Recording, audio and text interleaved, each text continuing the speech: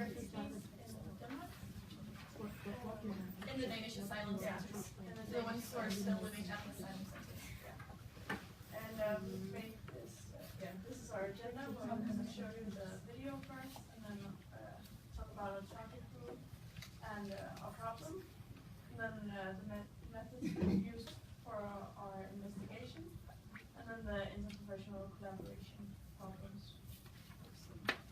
And in the video is kind of like this recruitment video of the students for this organization, this fake organization we've made, which we call Save the Baby.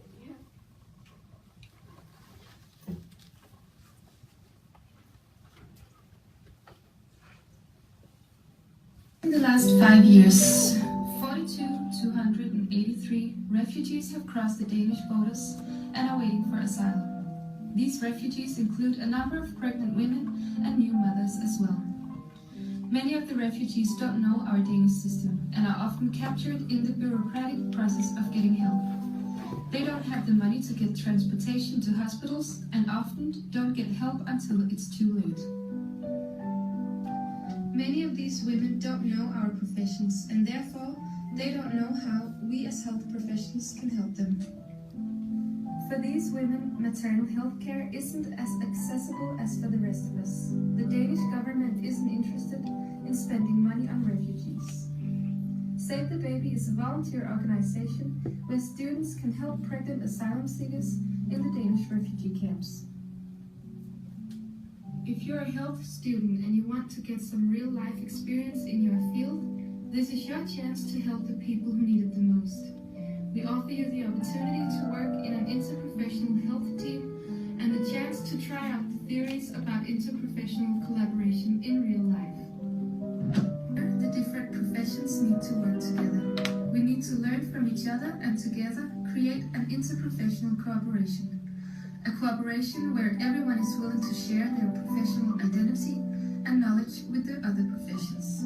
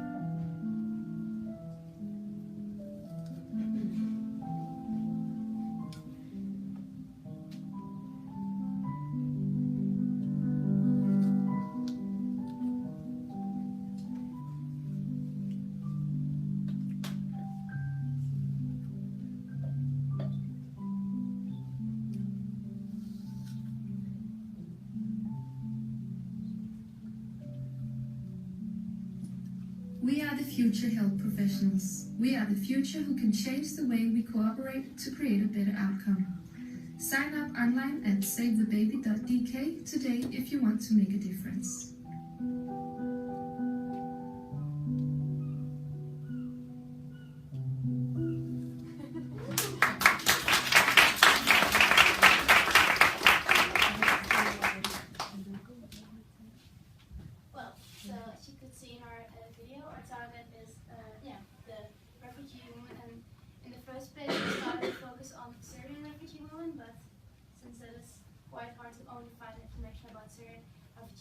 Syrian refugee women, focusing on refugee women in general.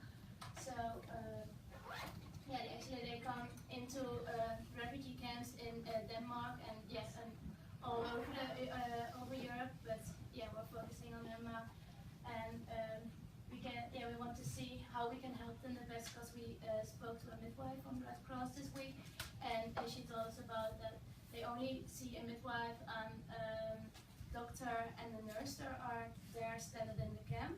So, and then we want to bring in the physiotherapists and the nutritionists. So, our problem statement is how can we collaborate interprofessionally to optimize maternal and child health in Danish refugee Danish refugees, and yeah, so we spoke about it together and realized that when we're working together and we respect and accept each other's professionalism, yeah, we could be able to really help the women. And that's what are what characterize the women who we see. They all flee from their home, so they're all refugees, and they're seeking for a new life here in Denmark. And much of them are also looking for safety, because most of them are coming back from a war back home, and they're looking for a better future actually. Most of them don't have any money, but there are also a lot of, especially the Syrian refugees. We have heard that they have money, so because they're here because they have money. One of the Red Cross told us. And when they're coming here, they have a lot of cultural differences, so they need to get used to the Danish culture, and it's a lot different from our own most of the times. And they have language issues because they don't speak English, or they don't speak Danish, of course. And then we need to be able to have a talk and everything. And in the camps they have limited spaces because they only can be in the camps and not. They can get out, but they need to stay regularized on the camps. So and there they can sleep and everything and that. And then we have needs for medical attention. Is that right? The main problem for these women is, like, we couldn't find one main problem, since the women are as different as we are in Denmark. Like, it's women from all over the world with different cultural background and with different needs. But of course, we found out that their problem is seeking help. They might have some issues with their pregnancy, so that's a mutual thing. And another problem, we've been talking to, of course we've got some information from Jette here, and we've got some information from a midwife from Red Cross, who's working at an asylum center. And what we found so far is that there is, at each place, a problem with the patient being dissatisfied with the treatment that they're getting. So we're trying to focus on the collaboration work, not really what their personal problem is, but they're being dissatisfied with the treatment that they're getting, and that many of them, they have completely different standards to how they're getting treatment back home being pregnant. And they have to get used to that in Denmark we do things completely different. We don't have as much, or we do have more help. They have to get used to, we cannot give them what they want. They have to take what we offer. And of course that they don't have enough time with the health professionals. The way we've been trying to investigate is by trying to find out different numbers on how many women that gets here and what kind of problems they have. It's been really hard to try to find information on how many that are pregnant when they arrive, and how many do get pregnant when they're here, etc. But that's what we've been trying to find numbers on. And the numbers are just refugees, not women, but just refugees in general who have come to Denmark. Yeah. And maybe we'll try and explain why they look as they do, but I don't think it's important to our project. Now because of the Syrian. Yeah, but that's not really important to our project. But and then the qualitative investigation we've done is to talk with this midwife and talk with them. And yeah, we're getting a lot of different information. So what we're trying to do is, instead of trying to seek an answer to what the problem is and how the problem can be solved, we're trying to get as much information and see how we can try and figure out what could be problems and how can we solve them if there is anything.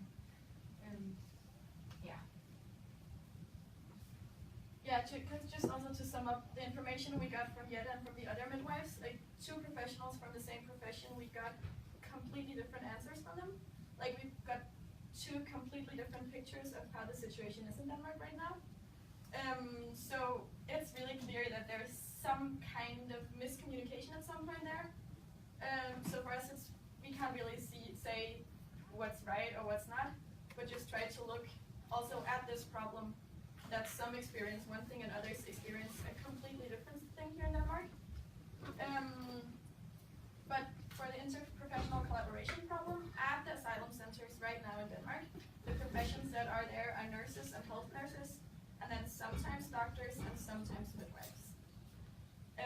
And kind of also what we experienced talking to the midwife from the Red Cross was kind of a lack of understanding for other professions who aren't there, such as physiotherapists and nutritionists. So in general, kind of like they have these professions, and these professionals also seem to talk together, but they don't really know how other professions could contribute and could help these women in the refugee camps. And yeah, if we could combine more professions, we would get a better outcome. And then we have, some of the theories here. I know the figures are kind of small. So how it is now, how she explained, the midwife from the Red Cross explained their cooperation right now at the asylum centers is as interdisciplinary cooperation. They have these different professions, and then they talk together about the patients and share their knowledge. But they don't really learn from each other and mix their professional identities and competencies together. They just kind of do each of their thing and then talk a bit about it. And what's also important to add is that she thought they had a really, really good cooperation, this woman we talked to, and that it was sufficient and that it couldn't be any better is basically what she said. But we were other professions there as well, and we didn't quite agree with her with that fact, because according to her, none of these other professions were needed. So we think if you would ask a physiotherapist or a nutritionist, they would not agree with it, and they would also say that they were needed at this place. So kind of our goal is to go from this interdisciplinary cooperation to interprofessional cooperation. And that's also what we tried to show in our video, where you first see the different professions go in and see this patient, where each profession kind of does their own thing. And the next scene, I don't know if you could see the labels on the person, but then it was like the physiotherapist was watching while the others kind of tried to do what they had seen before. So yeah, we tried to incorporate this interprofessional cooperation, where we mix the different professional identities and our different professional competencies to create a better outcome. And in this case, the better outcome would be like better healthcare for these refugee women that are at the asylum centers, and also kind of try to include this relational coordination between us, and especially because our idea to solving this is the volunteer organization, where we have students come in and who can learn about interprofessional cooperation while doing it.